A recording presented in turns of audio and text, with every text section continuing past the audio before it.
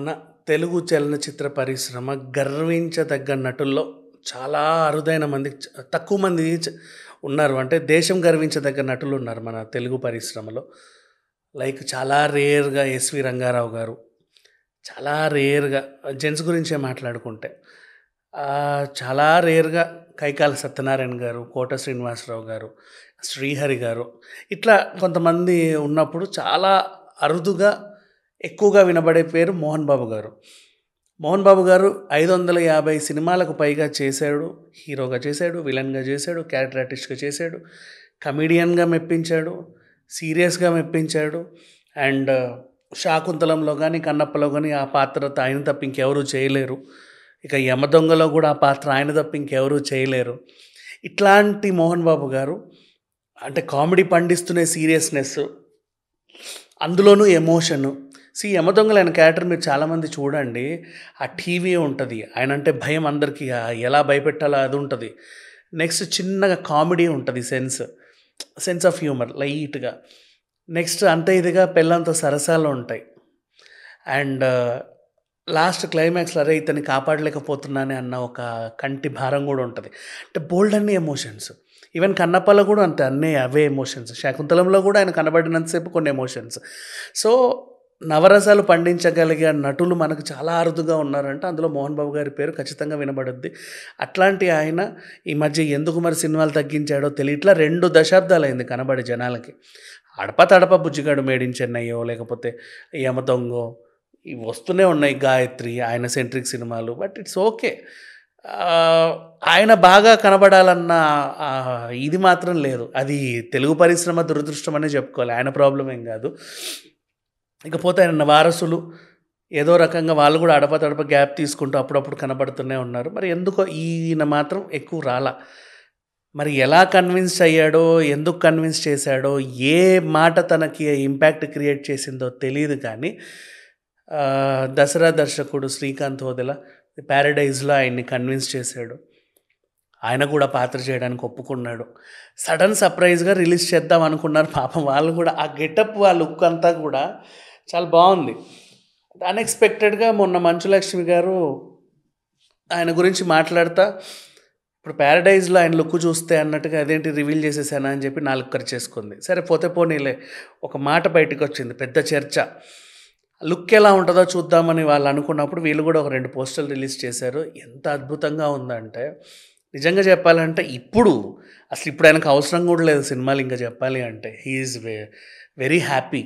మొన్న 'కన్నప్ప' షూటింగ్‌లో భాగంగా కూడా ఆయన శివన్నని అడిగారు, నీ సినిమాలో నాకు విలన్ పాత్ర ఇవ్వు అని. ఏమో అందులో మరి ఆ విలన్ పాత్ర ఇక్కడ కుదిరినట్టుంది.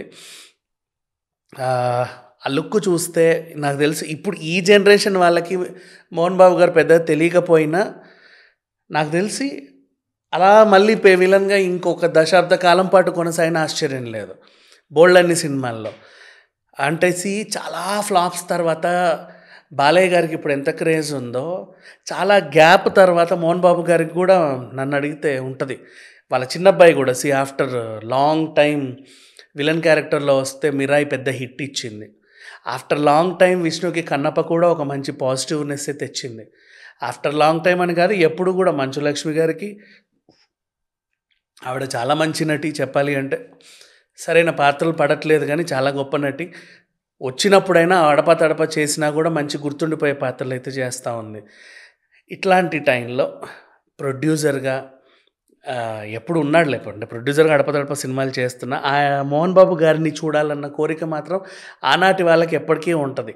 ఆ కోరిక ఇప్పుడు మొత్తానికి నాని 'ప్యారడైజ్' ద్వారా తీరబోతుంది. ఇకపోతే 'ప్యారడైజ్' మీద అంచనాలు ఎందుకున్నాయంటే, ఇప్పుడు 'హరిహర వీరమల్లులో' మనకి చార్మినార్‌ని చూపిస్తే తెలిసిందే కదా, అప్పటి చరిత్ర అంటావు. పోనీ 'రజాకార్' సినిమాలో నీకు చార్మినార్‌ని చూపిస్తే తెలిసిందే కదా ఏముందిలే అంటావు. చాలా సినిమాలు హైదరాబాదీ బ్యాక్‌డ్రాప్ ఉన్న ప్రతి దాంట్లో నీకు చార్మినార్ కనిపిస్తే ఓకే. కానీ 'ప్యారడైజ్' తింటే ఒక టైప్ ఆఫ్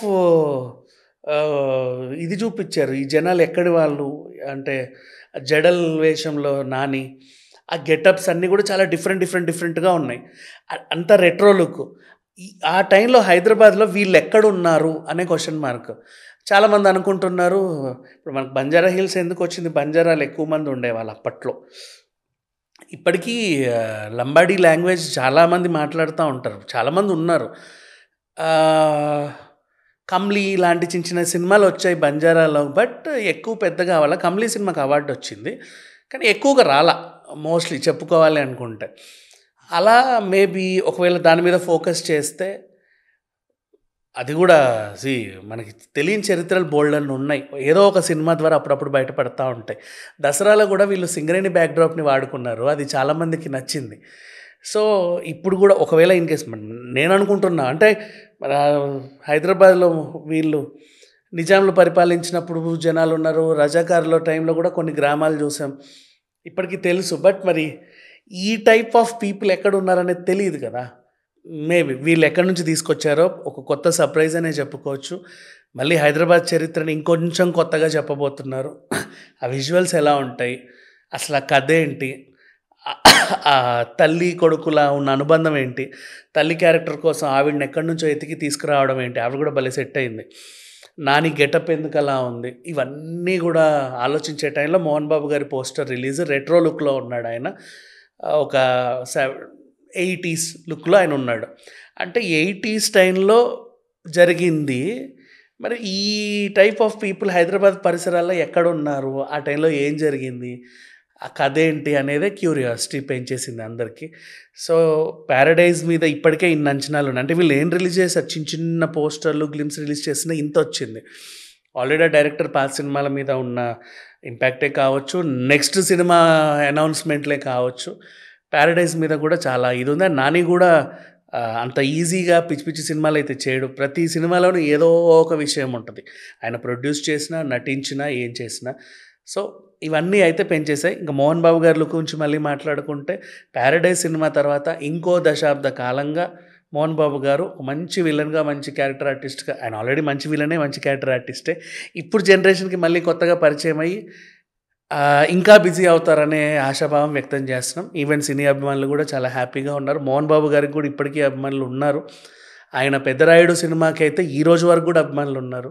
సో, ఆయన మాడ్యులేషన్ సంథింగ్ డిఫరెంట్‌గా ఉంటది. సీరియస్‌గా ఉంటూనే కామెడీ పండించగల నటులు చాలా అరుదుగా ఉంటారు. అది ఈయనకు సాధ్యం. ఇప్పుడు 'వీడెవడండి బాబు' చూసినా కొన్ని సినిమాలున్నాయి చెప్పుకోదగ్గవి.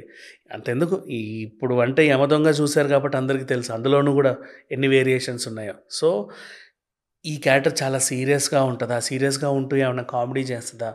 ఆయన పందాలో వెళ్ళుద్దా? లేకపోతే ఈయన ఆయన్ని కొత్తగా చూపించాడా తెలుసుకోవాలంటే మాత్రం 'పారడైజ్' రిలీజ్ వరకు ఆగాల్సిందే. Thank you so much.